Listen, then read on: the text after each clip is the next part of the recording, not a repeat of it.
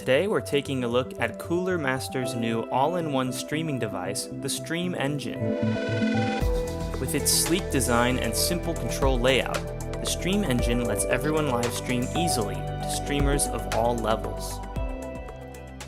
On the front, you have 8 numbered buttons for your 8 scene transitions.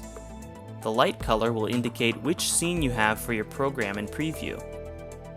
On the right, there's a toggle to control your transition speed, or you can cut directly from one to another. The auto button allows you to switch the scene based on your preset time of up to 3-second transition time. Next, we have our audio controls. There's a volume knob, buttons for audio source selection. To the right is the SRC PGM button, which lets you view your source or program for monitoring your work.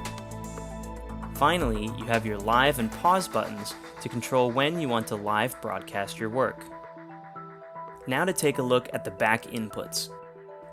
Starting from the left, we have the SRC PGM HDMI output.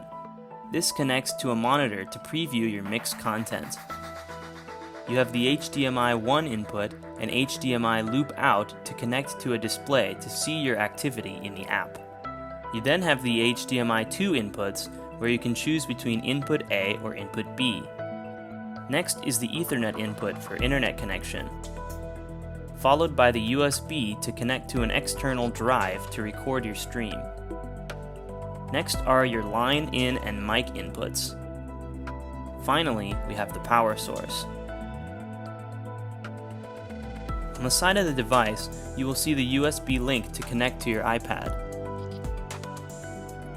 For iPads with USB-C connection, only use the included USB-C cable to connect, as standard USB-C cables will not work.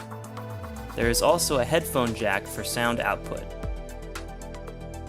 Now let's take a look at the iPad app.